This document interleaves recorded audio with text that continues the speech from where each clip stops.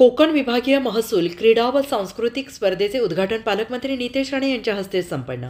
महसूल विभाग हा शासनाचा कणा आहे। हा विभाग शासनाच्या अनेक महत्त्वाकांक्षी योजनांची प्रभावीपणे अंमलबजावणी करतो। वाढत्या कामांमुळे अतिरिक्त ताणतणाव शासकीय अधिकारी आणि कर्मचाऱ्यांवर असतो।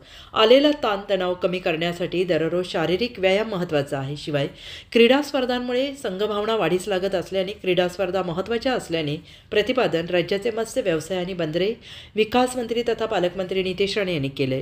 वेंगुर्ला येथील कॅम्प मैदानावर कोकण विभागीय महसूल क्रीडा आणि सांस्कृतिक स्पर्धेचे 13 ते 15 फेब्रुवारी या कालावधीत आयोजन करण्यात आलं आहे आणि या स्पर्धेच्या उद्घाटन प्रसंगी पालकमंत्री बोलत होते आणि यावेळी विभागीय आयुक्त डॉक्टर राजेश देशमुख, मुंबई उपनगर जिल्हाधिकारी राजेंद्र क्षीरसागर, ठाणे जिल्हाधिकारी अशोक शिंगारे, पालघर जिल्हाधिकारी गोविंद बोडके, रायगड जिल्हाधिकारी किशन जवळे, सिंधुदुर्ग जिल्हाधिकारी अनिल पाटील, सिंधुदुर्ग जिल्हा बँक अध्यक्ष मनीष दळवी आदी उपस्थित होते।